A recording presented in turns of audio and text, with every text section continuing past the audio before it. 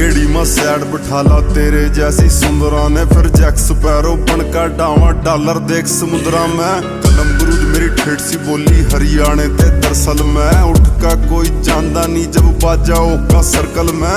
1 lakh dollar की गाड़ी तेरे यार के नीचे है, आगे बढ़ने वाले ते सारी दुनिया सदायो खींचा है। 1 लाख डॉलर की गाड़ी तेरे यार के नीचे है, आगे बढ़ने वाले ते सारी दुनिया सदायो खींचा है।